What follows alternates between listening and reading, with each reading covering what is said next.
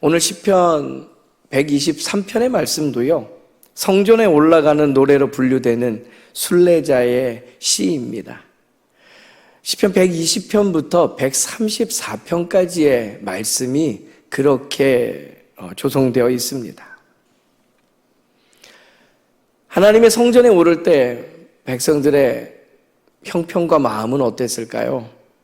고된 삶 속에서 예루살렘을 향하여 올라가는 길입니다. 올라간다는 표현이 딱 맞습니다. 높이 계신 하나님을 향하여 올라가는 것. 실제 지형적으로도 구릉에 해당하게 올라가는 곳이 맞습니다. 하나님의 국리를 구합니다. 내 낮은 자리를 굽어 살펴 주옵소서.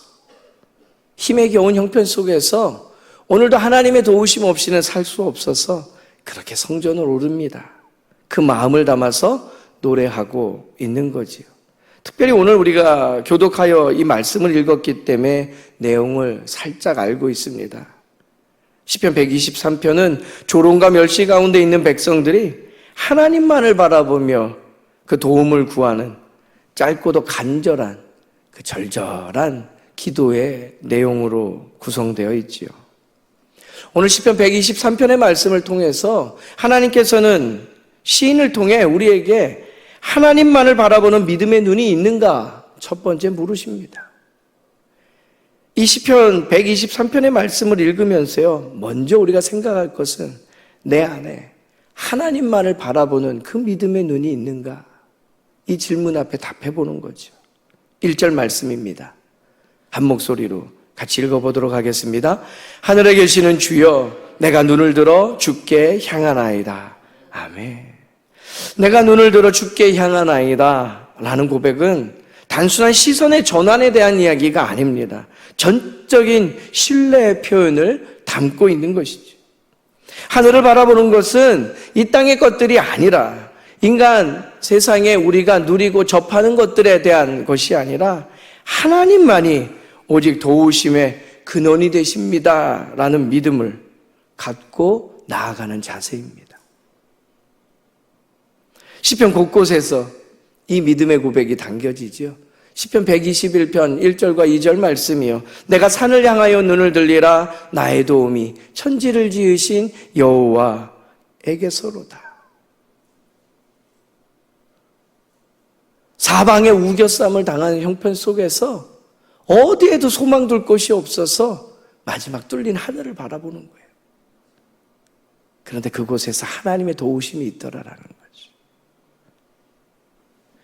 히브리서 12장 2절 말씀에 보면 우리에게 이렇게 권면합니다. 믿음의 주여 또 온전케 하시는 이인 예수를 바라보자.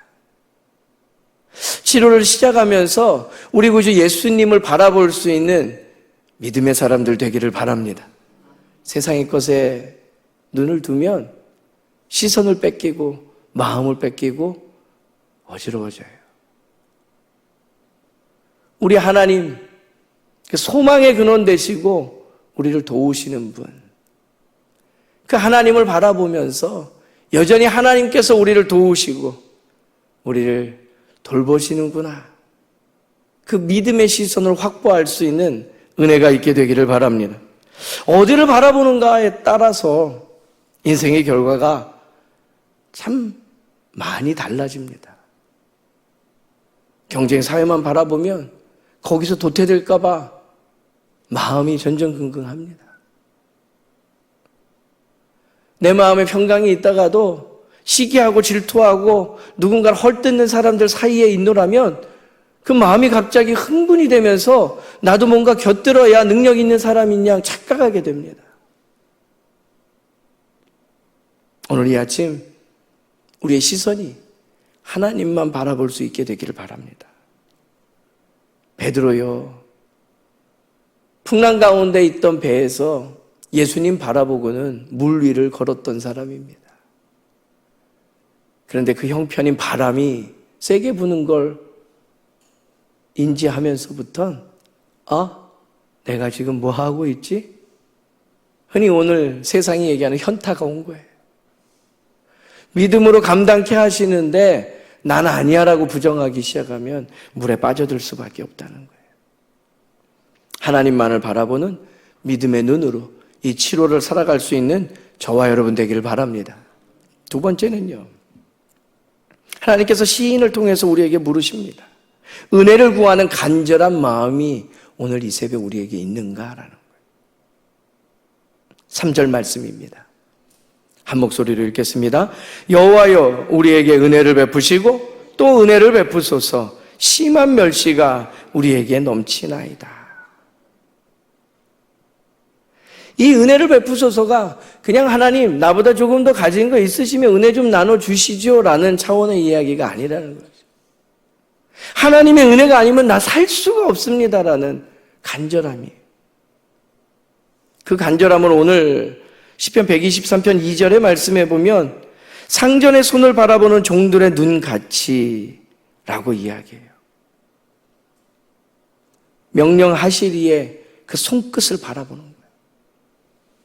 시선이 딱 고정돼서 내 주인이 내게 지금 뭘 말씀하시는가 납작 엎드려 종들이 그 시선을 빼앗기지 않고 마음을 다하듯이